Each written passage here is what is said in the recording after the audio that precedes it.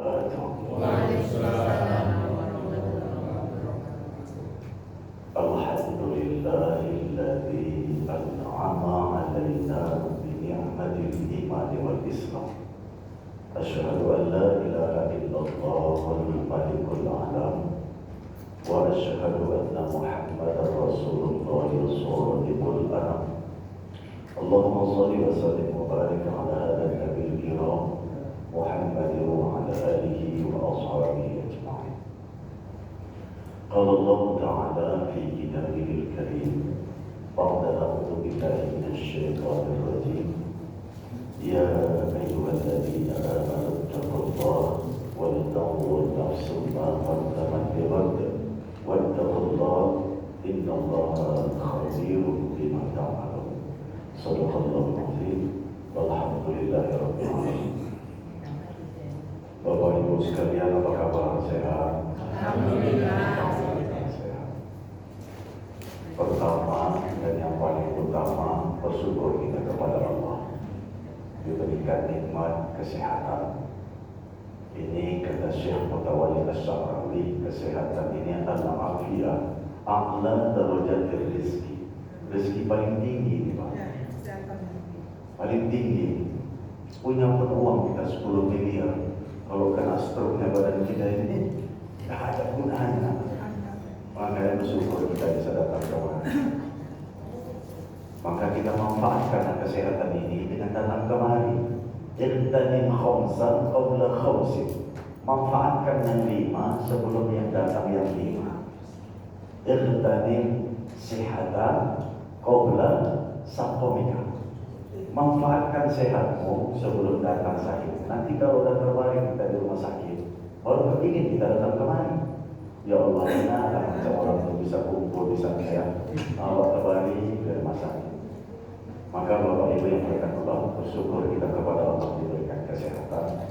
Mudah-mudahan kita diberikan terus kesehatan sampai maut mendatangi kita atau menjemput kita. Amin ya Rabbal Alamin.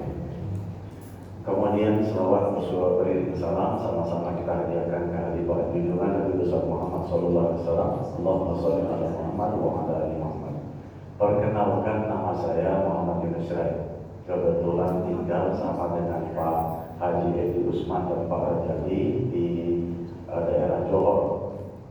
Dan kebetulan juga kami satu jemaah satu masjid nih. Beliau ketua BKM, saya wakil ketua.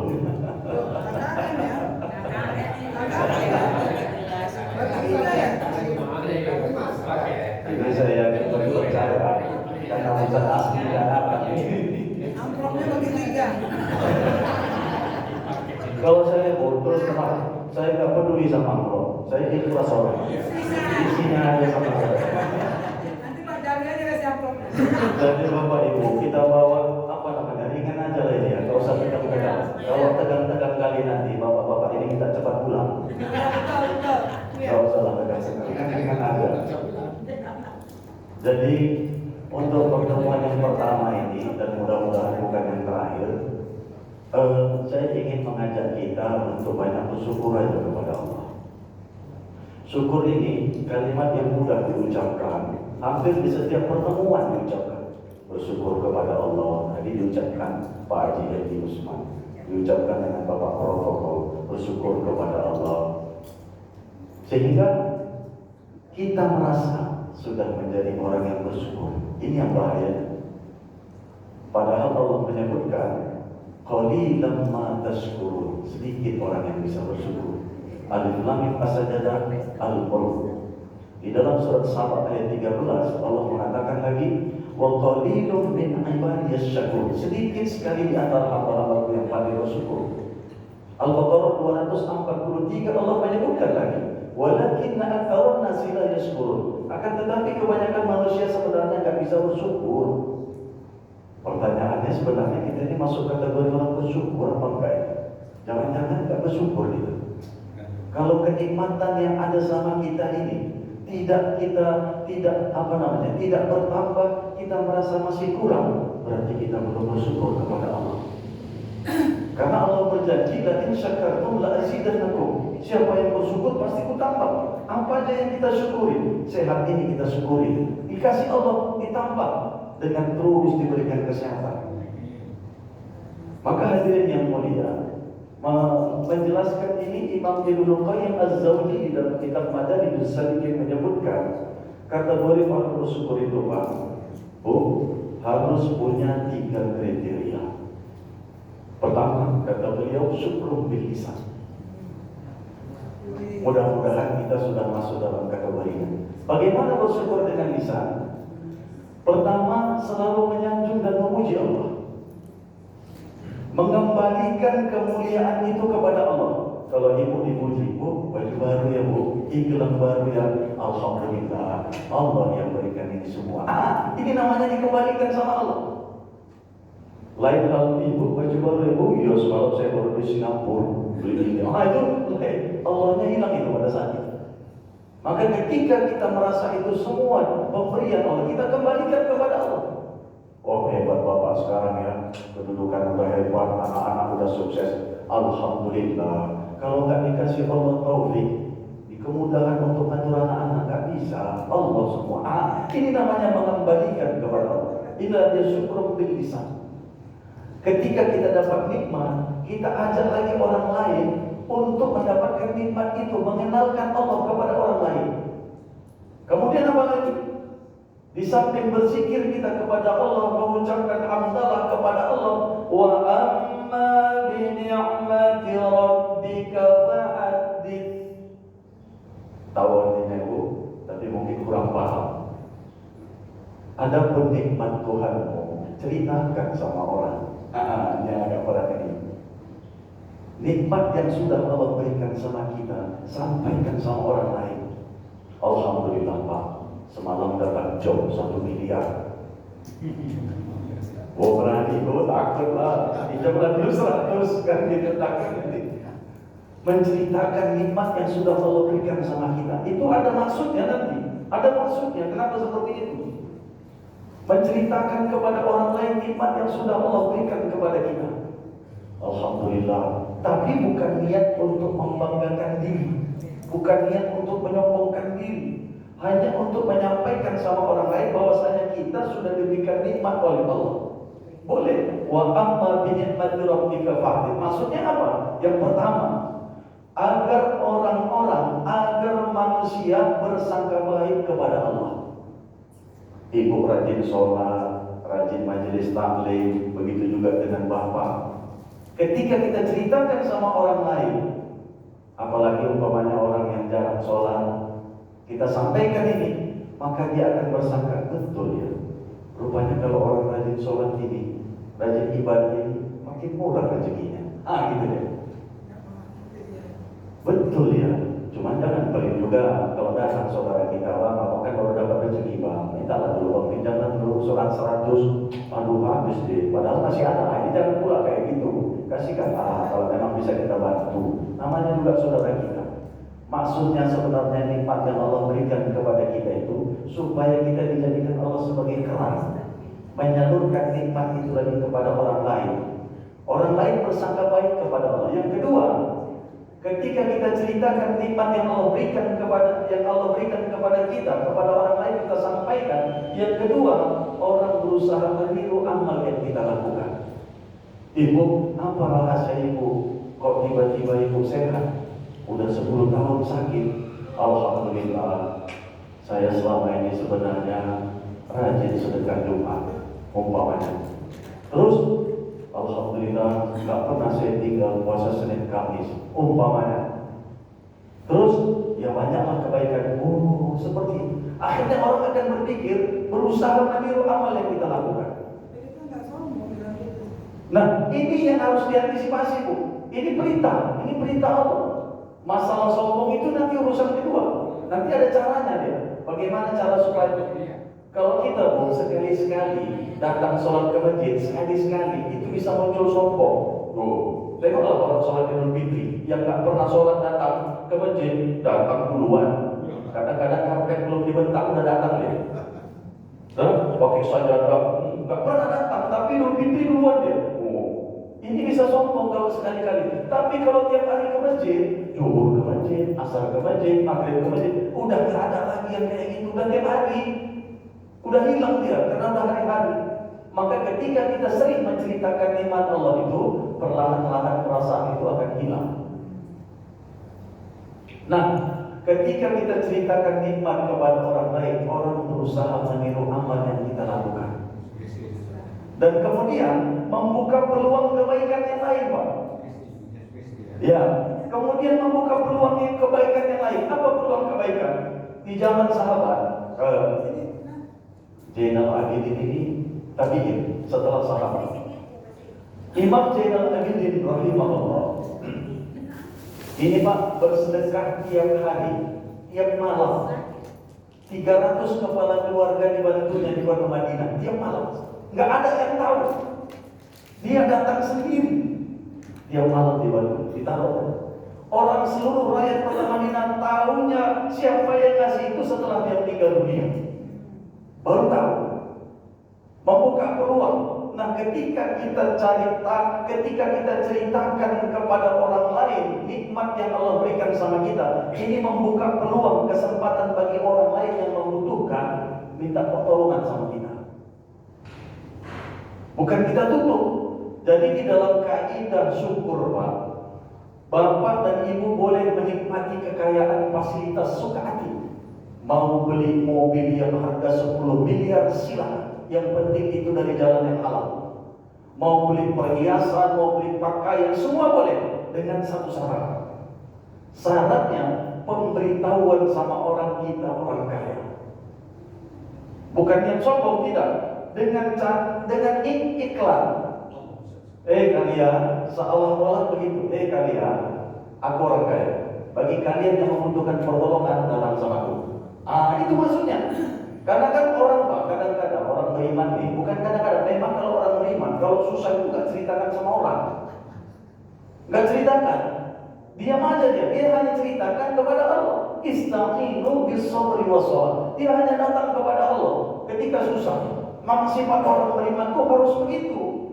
Kalau punya nikmat, ceritakan sama orang. Kalau punya kesusahan, ceritanya sama Allah. Jangan sama orang. Kita cerita sama orang masalah kita, masalah nggak selesai, bertambah masalah baru. Makin bertambah masalah itu. Nanti kita cerita sama si A, hobi kayu. Nanti sampai sama si Z, udah jadi kolak. Beda, Pak. Iya, beda. Makanya kalau masalah itu, ceritanya sama Allah. Allah senang di seperti itu. Kalau kita kata kakak orang senang, tiap hari orang ngeluh aja sama kita. Sekali-sekali bisa kita bantu, 2 kali bisa, kalau udah 3 kali, kau aja pun yang mau dibantu, banyak lagi pun orang cerita susah, kau aja pun aku pun susah sebenarnya, kan begitu. Itu kita manusia, kalau Allah tidak. Allah tiap waktu, tiap saat, tiap hari kita keluh kesah sama dia, Allah makin senang. Makanya kenapa disebut doa mukhul ibadah? Doa itu intinya ibadah. Kenapa disebut bukan sholat yang inti ibadah, tapi justru doa? Karena dengan doa itu, padahal kita doa belum tentu jadi kabulin. Belum tentu. Cuma dengan doa itu terjalin hubungan yang kuat kepada Allah. Tiap hari doa, tiap waktu doa, terus. Jadi bukan maksud, bukan hasil daripada doa itu, tidak. Tapi dengan berkata-kata, berkeluh kesah kepada Allah, curhat, itu jadi terjalin hubungan yang erat. Jadi anak cerita sama ibu, Bu, aku gini-gini, Bu. Semua dia ceritain. Dari mulai berangkat kuliah, di kuliah, segala macam kawannya si A, si B, pelajarannya apa. Apa nggak dekat hubungan ibu dan anak tadi? Seperti itu. Dekat.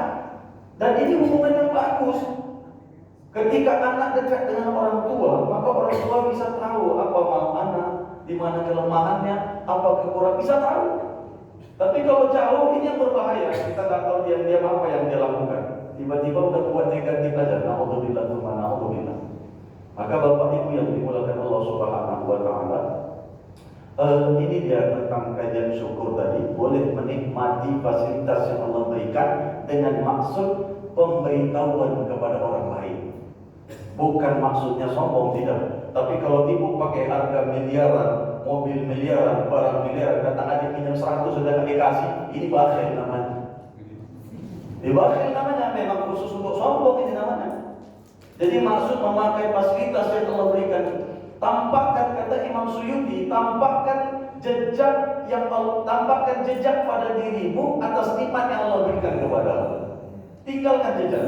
Bapak punya uang 10 miliar pakai baju koyak, itu namanya nggak menampakkan jejak itu. Punya uang 10 miliar pakai baju koyak, itu nggak menampakkan jejak namanya, nggak nampakkan bukti.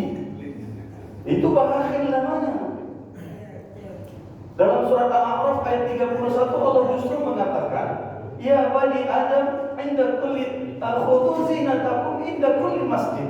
Wahai manusia, pakai perhiasanmu yang paling bagus setiap kau masuk masjid. Jadi pakai pakaian itu paling cantik Pak kalau mau menghadap Allah. Jangan yang jelek-jelek. Nanti menghadap Bobby, pakai baju yang jutaan. Mau menghadap Bobby nih, Bobby Nasution. Begitu menghadap Allah pakai koko harga 50.000 juga. Pakai pakaian yang mahal yang layak untuk sholat. Jangan pakai kaos pula. Ada juga yang kaos yang jutaan harganya, tapi kaos oblong kan nggak layak itu namanya. Yang layak, yang cocok menghadap Allah. Imam Hanafi rahimahullah diriwayatkan pernah memakai pakaian untuk sholat tahajud seharga 500 dirham. 500 dirham itu zaman dulu dapat 5 ekor unta. Kalau kita konversi ke sapi aja, satu sapi ada harganya 15 juta. 5 ekor berarti 75 juta pakai baju untuk sholat tahajud. Untuk sholat tahajud. Imam Malik pernah pakai pakaian 300 dirham. Hartanya banyak karena raja waktu itu sering kasih hadiah sama dia. Tapi yang anehnya nggak pernah wajib zakat sama dia. Nggak pernah wajib zakat. Datang harta yang berlimpah sama dia, tahun itu juga dihabiskan kan, bagi-bagikan. Makanya nggak wajib zakat sama dia. Wajib zakatnya kan kalau cukup nisab dan haulnya. Nisabnya 1 tahun, haulnya jumlahnya. Walaupun jumlahnya banyak, kalau nggak cukup 1 tahun, ya nggak wajib juga. Maka Bapak Ibu yang dimuliakan Allah, ini dia tadi syukur bil lisan, bersyukur kepada Allah dengan lisan. Banyak memuji Allah, kesehatan kita, nikmat yang Allah berikan. Kemudian, apa maksud bersyukur kepada Allah dengan lisan ini?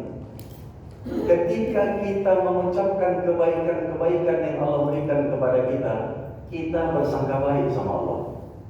Ini dia, sangka baik. Walaupun ada sakit-sakit sikit. Bang, apa kabar hari ini? Alhamdulillah sehat. Nggak kita bilang sakit itu, Bang. Itu kan bersangka baik sama Allah namanya. Nah, sangka baik kita ini kata Allah, ana inda zanni abdi. Aku tergantung sangka hambaku kepadaku. Ketika kita menyangkakan baik, maka baiklah itu kejadian. Karena Allah itu memang maha baik. Nggak ada sedikit pun. Kalau kita bahas tentang kebaikan Allah, satu orang ini kita nggak ada yang takut masuk neraka, insya Allah. Betul saya bilang. Kalau kita bahas tentang kebaikan Allah, Ar-Rahman dan Ar-Rahimnya Allah, nggak ada satu manusia pun yang beriman masuk neraka. Nggak ada. Inilah yang membuat baginda Nabi tersenyum ketika sakaratul maut. Kabar inilah yang disampaikan malaikat Jibril. Ya Jibril, sebelum malaikat Israel mencabut rohmu, kabarkan kepadaku tentang umatku pada hari kiamat. Disampaikan sama malaikat Jibril, senyum dia. Maka dicabutlah rohnya. Kabar yang terakhir disampaikan Jibril, ya Muhammad, Allah tidak akan menyulitkanmu pada hari kiamat. Allah tidak akan menyulitkanmu pada hari kiamat. Allah tidak akan menyusahkanmu pada hari kiamat. Kesusahan Nabi itu ketika ada satu orang aja umat yang masuk neraka susah. Ketika Allah tidak menyusahkan dia, berarti dapat diartikan satu pun insya Allah umat Nabi Muhammad gak ada yang masuk neraka, insya Allah. Mudah-mudahan kita semua gak masuk neraka, amin. Nah hadirin yang mulia, dengan menyampaikan kebaikan-kebaikan yang Allah berikan kepada kita dengan lisan ini, itu sama artinya kita bersangka baik sama Allah. Allah yang maha baik memberikan kita rezeki. Kesusahan kita sembunyikan aja. Gak usah tahu orang kita susah. Masalah kita gak usah tahu orang. Gak usah tahu orang sekecil dan sebesar apapun masalah kita. Gak usah. Karena ada sekarang ini Pak yang lagi lagi viral, curhat, sharing, apapun bentuknya itu sebenarnya salah satu cara membuka aib kita. Membuka aib kita dan kelemahan kita. Apakah kita jamin 100% orang yang kita sharing dan curhat ini tidak membukanya sama orang lain? Contoh kita cerita sama satu orang perempuan, mustahil perempuannya nggak cerita sama suaminya. Kadang-kadang di kamar keceplosan pula dia sama suaminya. Besok di kantor suaminya keceplosan sama orang lain. Udah tersebar kan? Makanya kalau sharing curhat sama Allah aja. Yang kedua, kata Imam Ibnu Qayyim Az-Zawji rahimahullah, syukrun bil qalbi, syukur dengan hati. Bagaimana syukur dengan hati ini? Merasa terima kasih yang besar dan sangat-sangat besar kepada Allah atas semua keadaan yang Allah berikan kepada kita. Apapun itu. Alhamdulillahi ala kulli hal. Segala puji bagi Allah atas semua keadaan. Lapang, sempit, sehat, sakit, susah, senang. Karena itu pasti yang terbaik menurut Allah. Karena Allah kan sutradara hidup kita. Hidup kita ini sutradaranya Allah. Sudah diskenario sama Allah jalan hidup kita. Contoh yang paling sering saya sampaikan itu begini Pak. Ketika seseorang dipecat dari perusahaan, ya, contoh dia punya gaji 10 juta, dia dipecat dari perusahaan akibat fitnah dari kawan-kawannya, umpamanya difitnah. Pada saat itu, dia marah luar biasa. Ini bukan aja orang yang fitnah saya. Allah pun gak adil sama saya ini. Allah zalim. Udah saya rajin ke masjid, rajin sedekah, puasa, baca Quran, zikir, kok kena pecat juga saya? Padahal bukan kesalahan saya. Berusaha dia sama Allah. Allah gak adil. Orang-orang ini semuanya zalim sama saya. Kawan-kawan udah saya baik, sering nolong, dia pula yang fitnah saya. Dipecat dia Pak, nggak dapat pesangon lagi. Gaji 10 juta sebulan. 3 bulan kemudian ternyata ada buka lowong di perusahaan lain dengan pekerjaan yang sama. Dia lamar, gajinya 20 juta. 20 juta Pak sebulan. Apa yang dia ucapkan pada saat itu? Alhamdulillah ya Allah, syukur aku dipecat. 2. Kemarin dia bilang urusan kaya. 3 bulan kemudian bersyukur dia kepada Allah. Terima kasih Allah. Kalau nggak dipecat aku, mungkin nggak dapat aku dengan gaji seperti ini. Maka kita nggak tahu Pak, keadaan kita hari ini yang buruk menurut kita, boleh jadi nanti di kemudian hari kita justru merasa bersyukur. Karena kalau kita baca di dalam hadis, Nabi menyebutkan begini Pak. Memang ini agak bertentangan dengan syariat.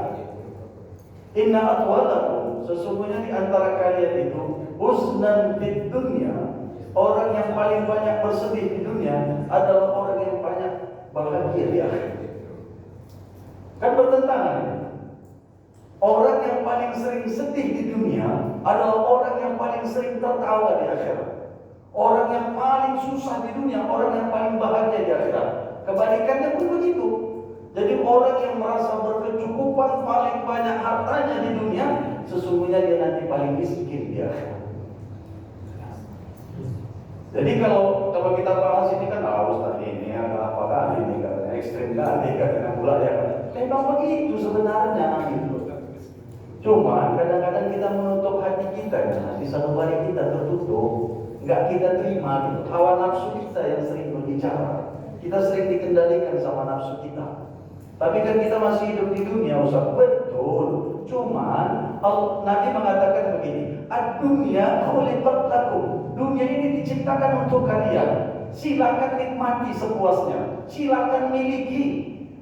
Cuma ingat, walakum khuliqat lil akhirah. Kalian itu diciptakan untuk akhirat. Maka gunakanlah nikmat dunia itu untuk mendapatkan nikmat di akhirat. Caranya bagaimana? Ya banyakkan sedekah. Kan itu caranya. Banyakkan nolong orang. Nanti harta yang kita sedekahkan itulah yang nanti kita miliki di akhirat. Kalau kita yakin ke situ. Kalau enggak kan sayang gitu. Oh sayang lah nanti ini kalau udah dikasih nanti aku macam mana? Aku kurang lah. Macam-macam gitu. Tertutup dengan nafsu. Maka Bapak Ibu yang dimuliakan Allah SWT, syukur bil qalbi, bersyukur kepada Allah di dalam hati merasa terima kasih kepada Allah atas semua keadaan yang Allah berikan kepada kita. Nah, sudahkah kita berterima kasih kepada Allah atas apapun yang Allah berikan? Lapang, sempit, sehat, sakit, apapun itu. Karena pada hakikatnya Pak, semua itu nanti justru kita syukuri pada hari kiamat. Nabi bersabda begini, contoh kita sekarang lagi sakit, lagi susah, banyak masalah. Ma yusibul muslim, tidaklah menimpa seorang muslim min nasobin, berupa rasa lelah. Ibu capek, kerja, ngurus rumah tangga, kerja di kantor. Min nasobin, wala sobin, tidaklah sakit, demam, pilek, jantung, apapun itu sakitnya. Wala nasobin, wala sobin, wala husnin, sedih sampai meneteskan air mata saking sedihnya. Wala ghammin, susah, masalah banyak. Wala hammin, khawatir. Wala adan, rasa yang tidak aman. Hatta syauka, sampai sebuah duri yang menyucuk ibu. Kesusahan sekecil itu, sebuah duri yang menyucuk tangan. Yushakuha illa kafarallahu biha min khotoyahu, melainkan dengan sebab itu semua Allah gugurkan dari dosa-dosanya. Lelah berarti menggugurkan dosa. Kalau lihat dari sini, lelah capek itu menggugurkan dosa. Sakit menggugurkan dosa. Khawatir, was-was menggugurkan dosa. Masalah apapun yang datang dalam kehidupan kita menggugurkan dosa. Sampai kesusahan sekecil itu tercucuk duri kita. Astagfirullahaladzim. Karena kenapa kita harus diberikan kesusahan itu? Karena ada dosa sama kita yang tidak terampuni dengan sholat kita. Itu kunci. Inna min dzunuban, di antara dosa-dosa yang pernah kita lakukan, la yukaffiru as-shalah, ada yang tidak bisa diampuni dengan sholat. Wala siyam, tidak terampuni dengan puasa. Wala hajj, tidak terampuni dengan haji. Wala umrah, tidak terampuni dengan umrah. Ya Rasulullah, wa ma yukaffiruha? Ya Rasul, bagaimana cara mengampuninya? Al-humum fi talabil ma'isyah, kesusahan dalam hidup, masalah datang, problem datang, membuat hati kita susah, sakit, sedih. Itu salah satu cara Allah mengampuni dosa-dosa kita. Ada dosa-dosa kita yang tak terampuni. Kalau dosa sama Allah, tinggal taubat nasuha, sujud kepada Allah, pasti diampuni Allah. Tapi dosa sama kawan-kawan, sama orang, tetangga kita, dia udah pindah, alamatnya nggak tahu lagi di mana, nomornya nggak ada, pernah kita zolimi, dosa sama dia ini belum diampuni sama Allah. Ada hak orang pernah kita ambil, udah meninggal dunia dia, nggak tahu kita di mana rimba, keluarganya pun nggak tahu, dosa ini kan yang belum terampuni sama Allah. Maka bagaimana caranya? Al-humum fi talabil ma'isyah, kesusahan dalam hidup Allah berikan. Jadi kesusahan itu secara hakikat Allah yang mendatangkan kepada kita. Jadi ibu jangan berburuk sangka ketika datang suami menyusahkan ibu. Bapak pun jangan berburuk sangka ketika istri datang menyusahkan bapak. Jangan. Secara hakikat ini semua sudah terjadi atas izin Allah ketika sudah terjadi. Kalau sudah terjadi itu atas izin Allah. Apapun ceritanya. Biar kita istri, biar kita suami. Masalah kadang datang dari istri, kadang dari suami, kadang dari anak, kadang dari adik, dari abang, dari tetangga, dari kawan kantor, dari siapa saja bisa datang masalah. Kadang-kadang tak cukup itu, dari tukang becak pun datang masalah. Dari tukang becak di jalan, udah dia yang lawan arah, nggak pakai lampu merah, ditabrak dengan kendaraan kita, dia pula yang ngamuk, coba. Dia pula yang ngamuk, kan datang masalah, Pak. Udah gak ada lagi masalah yang lain-lain, Allah datangkanlah masalah seperti itu. Gunanya apa? Supaya menggugurkan dosa kita. Jadi jangan cepat berurusan kok, waduh, Allah ini gak ada, jangan. Kita baik sangka sama Allah. Allah itu maha baik, Al-Quddus, maha suci, suci dari sebuah kesalahan. Kesalahan takdir ini gak ada yang salah, suci dari kesalahan. Dzalika taqdirul azizil alim. Allah yang menetapkan takdir itu enggak pernah salah. Kita ketemu sama siapa enggak pernah salah. Kita dijodohkan dengan siapa nggak salah. Kita punya anak-anak siapa nggak salah. Kita punya sahabat-sahabat apa nggak salah. Itu semua sudah takdir dari Allah Subhanahu wa Ta'ala. Yang menurut Allah itulah yang terbaik bagi kita. Jadi tugas kita ini, kita kan dalam hidup ini Bu, Pak, cuma ketemu dengan dua orang dan ketemu dengan dua keadaan. Keadaan yang menyenangkan dan keadaan yang memuakkan. Keadaan yang membahagiakan dan keadaan yang menyedihkan. Ketemu sama orang yang baik kali, senang gitu. Tapi ketemu sama orang yang memuakkan, benci kali gitu. Kan gitu. Kalau bisa gak datang dia kemari, kan gitu. Bisa naik gula tuh. Bisa naik gula. Jadi Pak, itu nggak salah, ya. Bukan salah dia begitu. Memang Allah yang menjadikan itu, gitu loh. Jadi ada yang baik, ada yang buruk, ada yang takwa, ada yang enggak, ada yang soleh, ada yang maksiat. Memang sengaja dibuat begitu. Bahkan Nabi menyebutkan begini, ketika kalian ini semua menjadi orang yang paling soleh di atas dunia, nggak ada satu manusia pun yang ikrar kepada Allah. Semuanya taat kepada Allah, Pak. Apa kata Nabi? Allah akan binasakan kalian. Jawab. Lalu Allah ganti kalian dengan satu kaum yang berbuat kesalahan, lalu mereka bertaubat kepada Allah. Taubatnya inilah yang disenangi Allah. Taubatnya ini Allah senang gitu. Karena kadang-kadang orang yang sudah terlalu sering buat baik, nggak pernah lagi merasa buat salah, nggak pernah merasa bersalah. Apalagi salah, aku sholat 5 waktu, sedekah sering, haji udah berulang kali, umroh, nggak pernah bertaubat, nggak merasa bersalah. Padahal ketika mengeluh cuaca panas saja udah berdosa kita kepada Allah. Itu secara hakikatnya. Oh, hujan deras pula, aku mau ke masjid.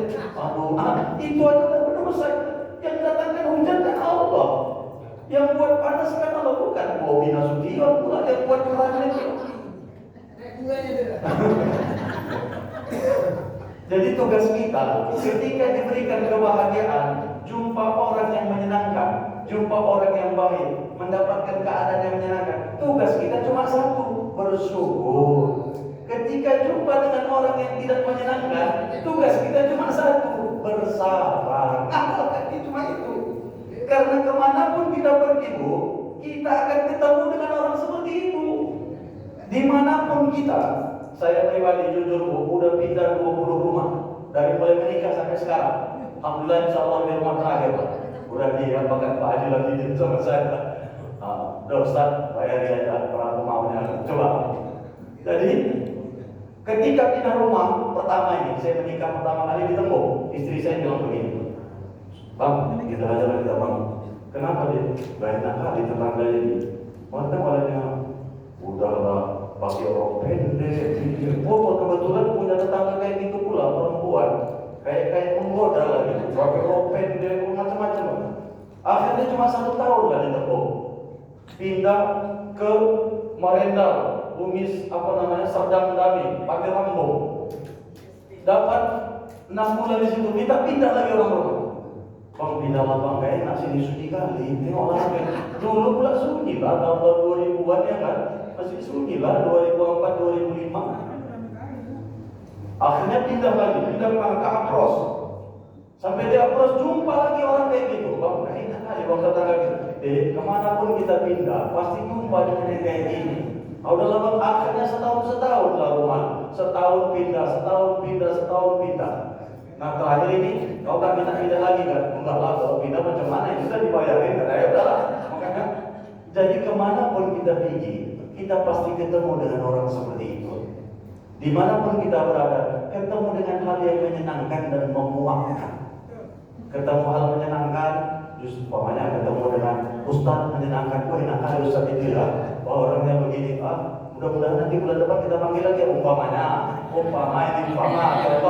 contoh jangan dibawa hati contoh enak ya Ustaz itu ya iya nanti bulan depan kita tapi kalau ketemu dengan orang bersyukur kita kepada Allah, kalau ketemu dengan orang yang memuakkan bersabar kita kepada Allah Subhanahu wa Ta'ala.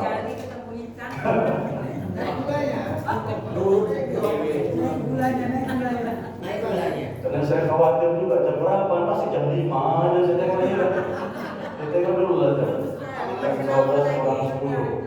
Baik, yang ketiga, Bapak Ibu, syukur bil arkan. Kata beliau, Ibnu Qayyim al-Jauziyyah mengatakan, syukur yang ketiga itu syukur dengan perbuatan. Bersyukur aja dengan mulut kita nggak ada yang dibuat, sama aja lah. Bersyukur alhamdulillah, alhamdulillah, tapi datang adik pinjam tak kita kasih, ini nggak ada namanya, nggak ada. Syukur bil arkan dengan perbuatan. Bagaimana caranya? Kita sebagai orang beriman memikirkan amal apa yang akan kita lakukan, amal apa yang mau kita tambah. Jangan merasa puas dengan amal yang sudah kita lakukan, sebab nanti pada hari kiamat kita akan menyesal. Menyesal tidak Bapak Ibu. Oh, aku kan udah rajin sholat, nyesal. Karena surga itu kan ada 8 pintu ya, 8 tingkat kita bilang. Dari mulai Jannatul Firdaus, Jannatul Adnin, terus ke bawah. Justru yang anehnya, kenapa Allah justru menciptakan neraka cuma 7 tingkat?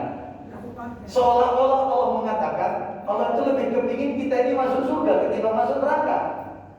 Surga disediakan tingkatnya lebih tinggi, 8 tingkat. Dan neraka cuma 7. Dan setiap satu tingkat dari 8 tingkat dalam surga itu, Allah sediakan tingkatan 700.000 tingkat. Jadi jangan dipikir sama-sama derajat surga Firdaus sama, enggak sama. Kita sama-sama tinggal di Cemara Asri, tapi harga rumah bisa berbeda, Bu. Yang depan sama yang pojok beda. Sama-sama komplek Cemara, tapi harganya beda. Yang depan 2M, yang belakang mungkin agak lebih murah 1M umpamanya. Sama-sama kita tinggal di Tasbih, tapi harga yang depan sama yang sudut-sudut beda. Sama-sama juga di surga Firdaus, tapi beda. Nah, ibu akan menyesal ketika melihat kawan satu jemaah berada di surga yang lebih tinggi dari itu. Nyesal.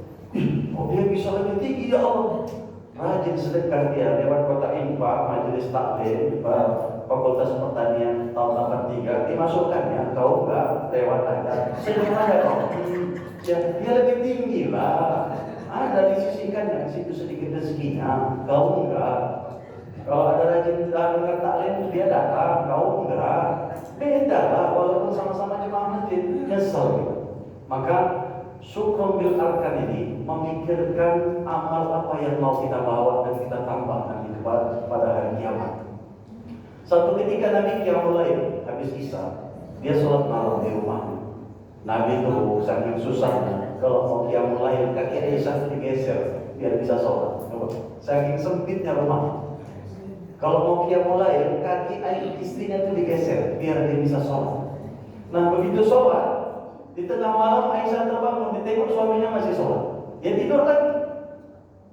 Terbangun lagi ditengoknya, Rasul masih sholat. Sampai akhirnya dia lihat kaki Rasul bengkak. Oh, bengkak. Pada masa itu usia Rasul lebih kurang sudah sekitar 60 tahun, 59 atau 60. Karena kebersamaan Rasul dengan Siti Aisyah radhiyallahu anha cuma 8 tahun atau 9 tahun kebersamaan. Kalau Rasul meninggal di usia 63, berarti mereka menikah di usia sekitar 55. Nabi di usia 55 menikah dengan Siti Aisyah. Nah, ketika di usia 60 itu Rasul sholat qiyamul lail sangat panjang, wajar kalau kakinya sampai bengkak. Maka Aisyah nangis di belakang, menunggu suaminya selesai sholat. Nangis saking panjangnya Rasul itu sholat. Maka begitu Nabi salam, assalamualaikum warahmatullahi wabarakatuh. Ditanya langsung sama Aisyah, ya Rasulullah, atas nama hal. Ya Rasul, apakah harus seperti ini ibadah? Kok terlalu fanatik kali, gitulah bahasa kita. Sampai kaki bengkak. Bang, ibadah jangan terlalu fanatik kali lah. Bang, tiap hari ke masjid tengok. Zuhur, asar, maghrib, subuh. Ke masjid aja bang. Sekali-sekali di rumah kenapa? Jangan terlalu. Kan kadang-kadang kita dengar omongan seperti ini bang. Ibadah itu yang biasa-biasa aja, jangan terlalu fanatik. Nah kalau fanatik itu Rasul paling fanatik. Paling fanatik. Sampai bengkak kakinya. Maka tanya Aisyah, ya Rasulullah, atas nama hada, haruskah seperti ini ibadah? Maka tersenyum Rasulullah, ya Aisyah, apalah aku abadan syakuro, apakah tidak pantas aku jadi hamba yang bersyukur kepada Allah? Maka kata ulama, orang yang bersyukur dengan perbuatan, tiap hari ada amal yang bertambah. Karena orang yang menyesal pada hari kiamat, orang yang amalnya hari ini sama dengan semalam, nyesal pada hari kiamat. Orang yang beruntung, amal hari ini lebih baik dari semalam, amal besok lebih baik dari hari ini. Tiap hari ada yang bertambah. Mungkin sholat sunatnya bertambah 2 rakaat, mungkin zikirnya bertambah 1 kali, mungkin sedekahnya bertambah 5.000, mungkin baca Qurannya bertambah 1 ayat. Ada amal yang bertambah. Nah, kalau kita masih di posisi amal yang sama, pada hari kiamat kita menyesal, pasti menyesal. Makanya di dalam tasawuf itu kita diajarkan banyak berzikir, meningkatkan zikir terus hari demi hari, sehingga amal kita ada yang bertambah, minimal zikir kita bertambah kepada Allah. Jadi hadirin yang mulia, Bapak Ibu yang dimuliakan Allah, kalau saya lihat kita ini kan sudah kecuali saya, kita saya lihat ini alumni 83, saya yakin dan percaya udah 60 ke atas semua ya. 60 ke atas ya Bu ya, 62. Bayangkanlah kalau Nabi udah 63 Bu, kita sekarang ini 62 tahun 11 bulan, tinggal sebulan lagi loh umurnya.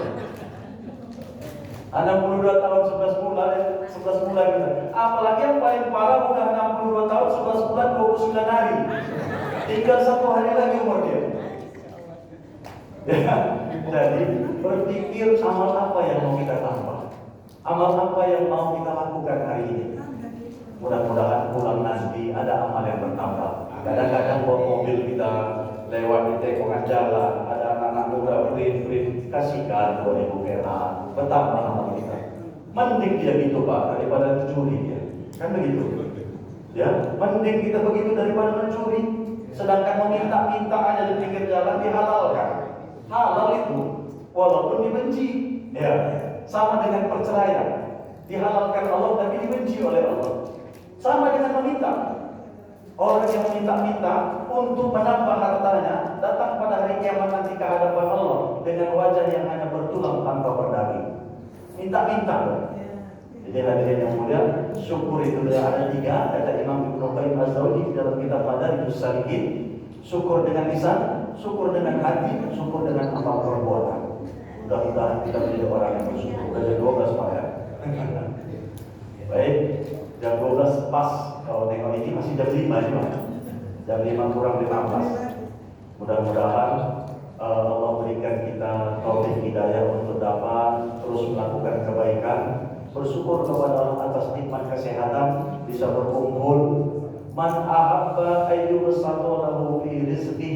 Siapa yang suka rezekinya ditambah sama Allah. Wa yunsa'alahu fi atharihi, umurnya dipanjangkan sama Allah. Falyasil rahimah, maka jalinlah hubungan silaturahim. Mudah-mudahan hubungan silaturahim kita ini memanjangkan umur kita dan menambah harta kita. Amin. Nanti insya Allah lain waktu kita bahas masalah umur panjang dan luas rezeki. Makin apa maksudnya luas rezeki dan apa maksudnya bertambah umur, padahal takdir sudah ditetapkan. Baik, saya rasa ini materi yang kita sampaikan. Sudah jam 12, ada waktu lebih